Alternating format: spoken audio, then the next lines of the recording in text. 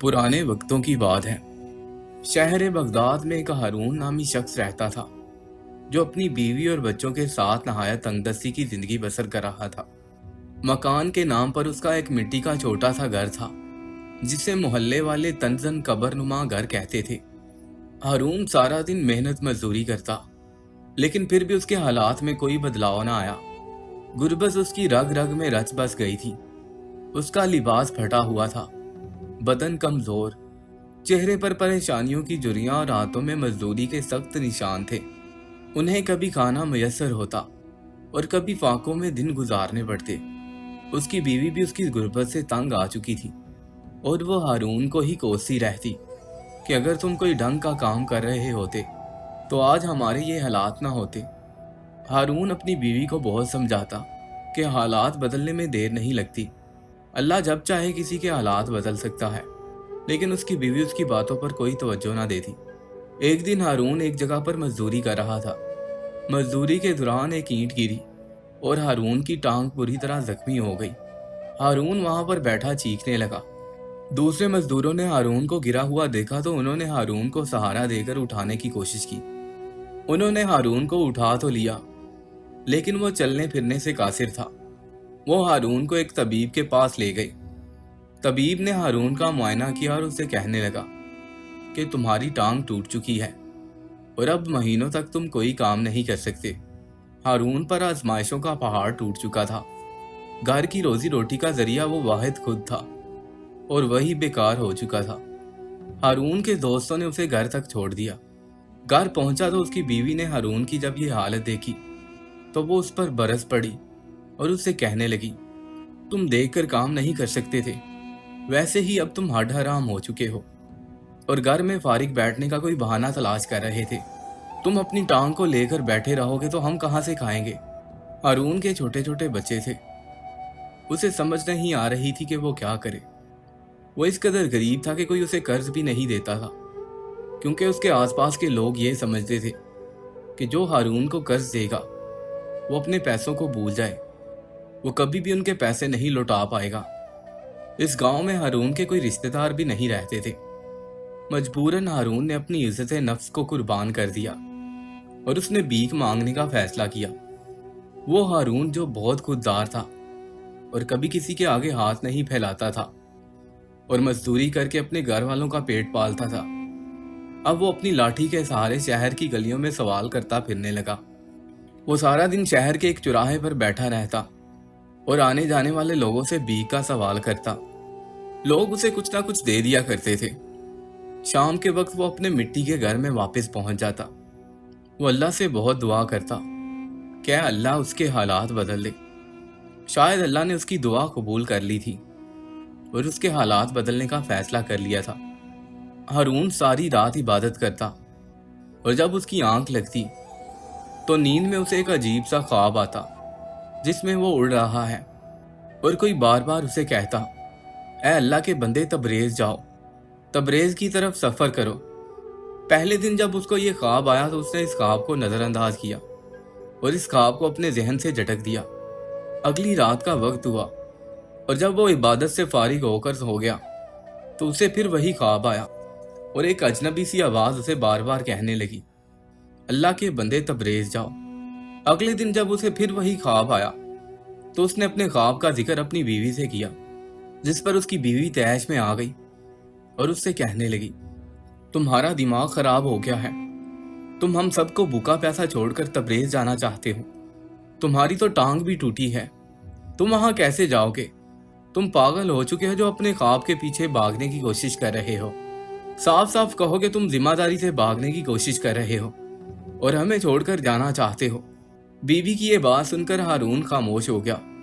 وہ جانتا تھا کہ وہ چلنے پھرنے کے قابل نہیں ہے اور نہ ہی اس کے پاس اتنے پیسے تھے کہ وہ اتنا لمبا سفر طے کر سکے، لیکن خواب کی آواز دن بدن اس کے دل و دماغ پر حاوی ہوتی جا رہی تھی۔ اب تو اس کی یہ حالت ہو چکی تھی کہ اسے دن میں بھی تبریز جانے کے خیالات آنے لگے تھے۔ ایک دن وہ بیٹھا بھیک مانگ رہا تھا کہ ایک بوڑھا بزرگ اس کے پاس آیا اور اس سے کہنے لگا، بیٹا تم تبریز کیوں نہیں جا رہے؟ بزرگ کے یہ الفاظ سن کر ہارون چونک گیا اور وہ بزرگ سے کہنے لگا، بابا جی یہ خواب مجھے اکثر آتا رہتا ہے، और अब आप भी मुझे तबरेज जाने का कह रहे हैं। मैं तबरेज कैसे जाऊं? मैं तो चलने फिरने से कासिर हूं। जिस पर वो बुजुर्ग कहने लगा, बेटा तुम पक्का इरादा तो करो, खुदा तुम्हें खुद ही वहां ले जाएगा। शायद वहां पहुंचकर तुम्हारी किस्मत बदल जाए और इस गदागरी जैसे पेशे से तुम्हारी जान छूट जाए। ये कहकर वो बुजुर्ग वहां से चला गया। हारून परेशान हो गया कि ये बुजुर्ग कहाँ से आया था। यकीनन उसके तबरेज जाने के पीछे कोई ना कोई मसलहत है और इसीलिए उसे बार बार तबरेज जाने का ख्वाब आता रहता है। शाम के वक्त जब वो घर पहुंचा तो उसने अपनी बीवी से उस बुजुर्ग के बारे में कोई जिक्र ना किया, क्योंकि वो जानता था कि ऐसा करने का कोई फायदा नहीं है। उसकी बीवी उल्टा उसे ही डांटेगी और 100 तरह की बातें करेगी। दिन यूं ही गुजरते रहे और उसे वही ख्वाब आता रहा। एक दिन जब वो बगदाद के चौराहे में बैठा हुआ था और आने जाने वाले लोगों से भीख का सवाल कर रहा था तो उसके सामने से एक अजनबी शख्स गुजरा। हारून ने उसके सामने हाथ फैलाया, जिस पर वो शख्स उससे कहने लगा, मुआफ करना है गदागर, मेरे पास इराकी दिनार नहीं है, मैं तो खुद एक मुसाफिर हूँ। जिस पर हारून ने अपना हाथ पीछे कर लिया और फिर उससे कहने लगा, ऐ मुसाफिर तुम कहाँ से आए हो? जिस पर उस शख्स ने जवाब दिया, मैं ईरान के शहर तबरेज से आया हूँ। ये सुनते ही हारून की आंखों में चमक आ गई। वो फौरन बोला, क्या तुम वाकई तबरेज से आए हो?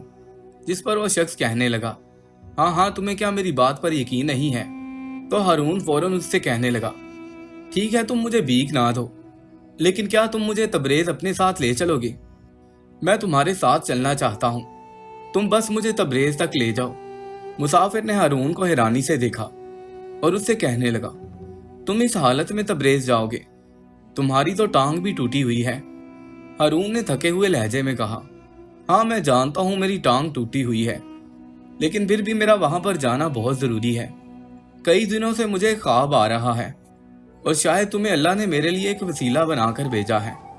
वो मुसाफिर कुछ देर खामोश रहा, फिर आहिस्ता से बोला, ठीक है मैं तुम्हें साथ ले चलता हूँ, लेकिन अभी मुझे बाजार में कुछ काम है, तब तक तुम्हें जो तैयारी करनी है कर लो। हारून उस शख्स से कहने लगा, ठीक है आप अपना काम कर आए, मैं आपको यहीं पर मिलूंगा। वो शख्स बाजार की तरफ निकल गया। हारून ने क्या तैयारी करनी थी, उसके पास कुछ था ही नहीं। उसके पास बस जो पैसे थे उसने वो किसी के हाथ अपने घर भिजवा दिए और वहीं सख्त गर्मी में बैठा उस शख्स का इंतजार करने लगा। कुछ देर के बाद वो शख्स बाजार से आ रहा था, जिसे देखकर हारून की चेहरे पर खुशी आ गई। वो शख्स हारून के पास आया और कहने लगा, अब इस बाजार से एक काफिला तबरेज की तरफ जा रहा है, तुम एक घोड़े पर सवार हो जाना। हारून ने उस शख्स का बहुत शुक्रिया अदा किया। फिर 2 लोगों ने उसकी मदद करके उसे घोड़े पर सवार किया और वो तबरेज की तरफ चल पड़े। कुछ दिनों के सफर के बाद वो तबरेज जा पहुंचे। तबरेज के बाजार में पहुंचकर उन्होंने हारून को एक जगह पर बैठा दिया। हारून ने उनका शुक्रिया अदा किया और वहीं पर बैठकर भीख मांगने लगा। हारून के लिए हर लम्हा एक नई आजमाइश थी। उसकी दर्द करती हुई टांग, अजनबी रास्ते, जुबान की रुकावट, लेकिन दिल में एक ही यकीन था कि तबरेज में ही उसके ख्वाबों का राज छुपा है। उसने अपनी लाठी एक तरफ रखी और दीवार के साथ टेक लगाकर बैठा हुआ था। हारून थकन से चूर था। उसका सवाल करने का हौसला भी बाकी नहीं था, मगर पेट की भूख सब कुछ कहने पर मजबूर करती है। उसने 1-2 राहगीरों से कुछ मांगा, लेकिन किसी ने कोई तवज्जो ना दी। अचानक एक सख्त आवाज आई, तुम यहाँ के रहायशी नहीं लगते, तुम नहीं जानते कि बाजार में भीख मांगना जुर्म है, चलो कोतवाल के पास। 2 सिपाही हारून को बाजू से पकड़कर शहर के काजी की दरबार में ले गए। काजी एक बावकार, संजीदा और अक्लमंद शख्स था। काजी ने उसे गौर से देखा और उससे कहने लगा, तुम कहाँ से आए हो? जिस पर हारून ने उसे बताया कि वो बगदाद से आया है। काजी ने फिर उसे सवाल किया, तुम तबरेज क्यों आए हो? हारून ने नजरें झुकाई और आहिस्ता से कहा, मुझे एक ख्वाब आया था और ये ख्वाब मुझे कई बार आया है, जिसमें कोई अजनबी आवाज मुझे ये कहती है कि अल्लाह के बंदे तबरेज जाओ, और वही ख्वाब मुझे यहाँ खींच लाया है। काजी के दरबार में बैठे हुए सब लोग कहका लगाकर हंसने लगे, जैसे किसी बोले बाले दीवाने की बात सुन रहे हों। काजी ने सबको खामोश करवा दिया। फिर वो हारून से कहने लगा, क्या तुम पागल हो चुके हो? यकीनन तुम्हारे छोटे छोटे बच्चे भी होंगे और तुम्हारी बीवी भी तुम्हारा इंतजार कर रही होगी, लेकिन मुझे लगता है कि तुम उन्हें बताए बगैर यहाँ पर आ गए हो। तुम एक टांग से माजूर भी हो और तुम सब कुछ छोड़कर एक ख्वाब के पीछे तबरेज आ पहुंचे हो। सिर्फ एक ख्वाब के पीछे। कोई पागल ही होगा जो ख्वाबों पर यकीन रखता हो। ऐसे में एक ख्वाब मुझे भी आता है और कई बार आ चुका है। कोई अनजानी आवाज मुझे कहती है कि बगदाद के एक मोहल्ले में एक कब्रनुमा मिट्टी का घर है और उसके अंदर कमरे के नीचे खजाना दफन है। तुम फौरन वहां पर जाओ और वो खजाना निकाल लो। ये ख्वाब मुझे बहुत बार आ चुका है, लेकिन मैं तुम्हारी तरह बेवकूफ नहीं कि मैं अपनी बड़ी अदालत छोड़कर बगदाद की तरफ चला जाऊं और वहां पर जाकर एक कब्रनुमा घर को ढूंढता फिरूं। ये सुनना था कि हारून के जिस्म में जैसे बिजली सी दौड़ गई और उसकी आंखें हैरत से फैल गई। उसका दिल धड़कने लगा और वो सोचने लगा कि ये तो मेरा ही घर है। उसने दिल में सोचा, मगर वो खामोश रहा।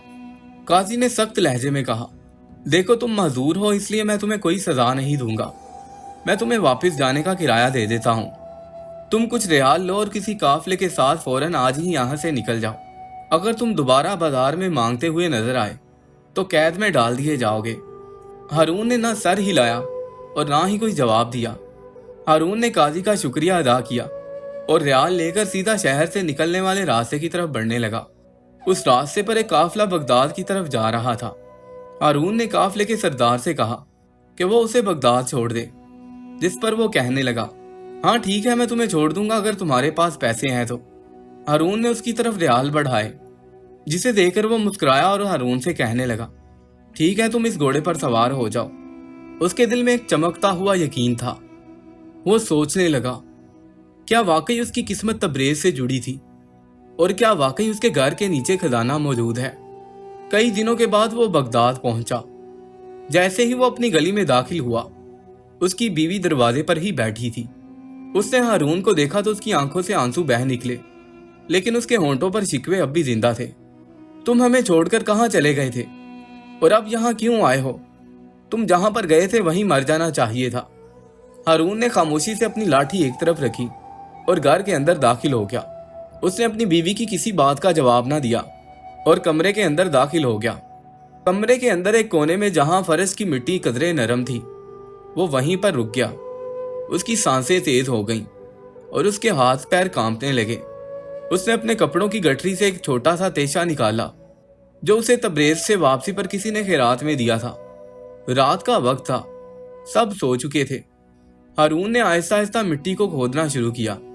हर ज़र्ब के साथ उसका दिल जोर जोर से धड़कने लगा, जैसे जमीन के अंदर से कोई सदा दे रहा हो। कई घंटे बाद जब मिट्टी की तह काफी नीचे जा चुकी थी, अचानक तेशे की धार किसी सख्त चीज से टकराई। वो एक दांत की आवाज थी। हारून ने हाथों से मिट्टी हटाई। एक जंग आलूद लोहे का ढक्कन दिखाई दिया। वो और ज्यादा जोश से खोदने लगा। कुछ ही देर में एक पुराना बड़ा सा संदूक जाहिर हुआ, जिसे देखकर उसका सांस रुकने लगा। दिल जैसे सीने से बाहर आने को था। उसने संदूक का ढक्कन खोला। अंदर सोने के सिक्कों से भरी हुई थैलियां थी। कीमती हीरे और जवाहरात थे। ये खजाना यहाँ पर दफन था। हारून वहीं जमीन पर बैठ गया। उसकी आंखों से आंसू रवां हो गए। उसने आसमान की तरफ सर उठाया और आहिस्ता से कहा, या अल्लाह तेरा शुक्र है, मेरे ख्वाब झूठे नहीं थे। हारून ने खजाने के संदूक पर कपड़ा रख दिया। हारून की बीवी कमरे में आई और खुदी हुई जमीन देखकर गुस्से से चिल्लाई और कहने लगी, ये क्या पागलपन है? तुम क्या अजीब हरकतें कर रहे हो? कभी तुम ख्वाब का जिक्र करते हो, कभी तुम हमें छोड़कर कहीं पर गायब हो जाते हो, और अब तुमने घर के अंदर मिट्टी खोद डाली। तुम आखिर चाहते क्या हो? हारून ने जब कपड़ा हटाया तो नीचे एक संदूक था, जिसे देखकर उसकी बीवी दम बखुद रह गई। फिर उसने संदूक का ढक्कन ऊपर किया, जिसे देखकर उसकी बीवी हैरान रह गई और वो उससे पूछने लगी कि आखिर ये सब कहां से आया। जिस पर वो अपनी बीवी से कहने लगा, अब तो तुम जरूर पूछोगी। फिर हारून उसे बताने लगा कि ये सब कुछ उसके ख्वाबों का नतीजा है। उसके तबरेज का ख्वाब सच साबित हुआ। फिर उसने सारा किस्सा अपनी बीवी को सुनाया, जिसे सुनकर उसकी बीवी बहुत शर्मिंदा हुई और हारून से माफी भी मांगी। कुछ ही दिनों में हारून के हालात बदलने लगे। हारून ने मिट्टी का घर गिराकर वहां ईंटों का एक खूबसूरत मकान तामीर करवाया। दरवाजे पर कीमती पर्दे, सेहन में फवारा और बीवी के हाथों में सोने के कंगन आ गए। उनके घर में हर आसाइश थी।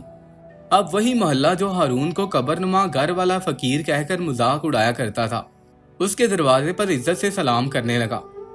ہارون نے اس خزانے سے نہ صرف اپنے حالات بدلے بلکہ اس نے بہت سے غریبوں کی مدد بھی کی، اور بہت سے غریب گھر جہاں پر 2 وقت چولہا نہیں جلتا تھا، وہ ان کے گھر کھانا اور راشن دینے لگا۔